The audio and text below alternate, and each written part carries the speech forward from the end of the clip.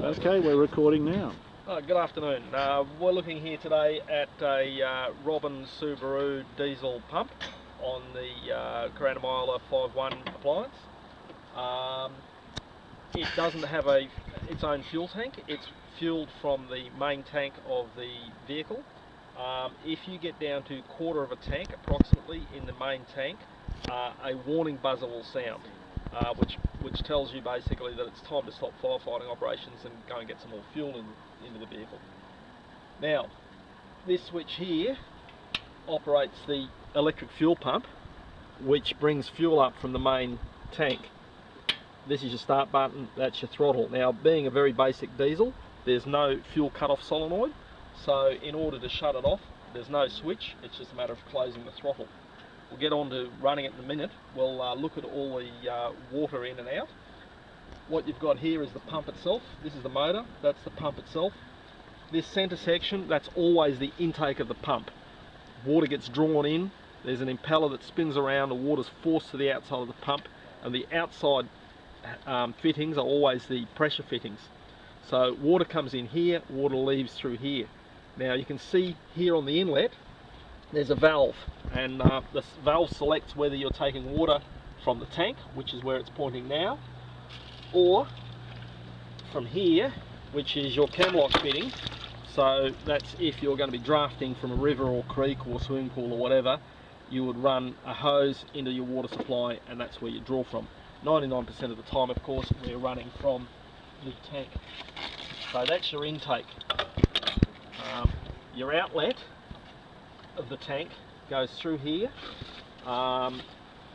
This valve is for priming the pump if you've run out of water, and probably when you're drafting from a creek. We'll probably do that at another stage. But so the water leaves the pump, goes through this hose. That hose then feeds into this box here, which is a manifold. There's the inlet there. So this whole box is pressurized when the pump is running. That's all under pressure, and these are all your outlets. So you've got 25mm and 38mm Storts and 2-inch Queensland round thread fittings. So that's for using lay flat hoses or filling to other vehicles. You've got an outlet at either end for the right and left hose reels. So reel control. This is your water out to the foam control unit. And this is the backfill. So if you were pumping from a river or dam, you would open this valve, and the water coming out of the pump run into the manifold, out this valve, and runs into the tank here. Most of the time that's closed. Your foam control, there's a couple of different valves for the foam. What happens with the foam control is you open that valve up, pressurized water runs to the foam control, which has a venturi inside it.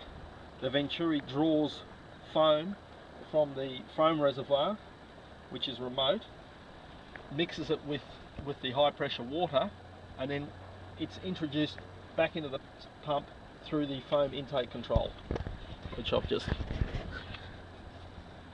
So that's the foam intake control. If you need to turn the foam off in a hurry, well, that's all you do, all the rest will stop. But that needs to be open, and that needs to be open for the foam to run. And you've got your different ratios here. Don't be afraid to use the foam. It's cheap and it's very effective. It makes the water go a lot further. It makes it wet better. And certainly if you're mopping up, if you use the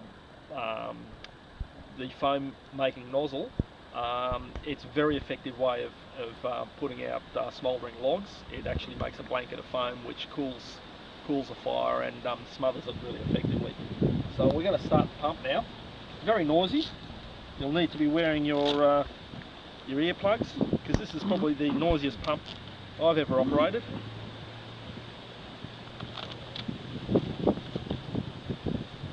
As you can see, the warning sign.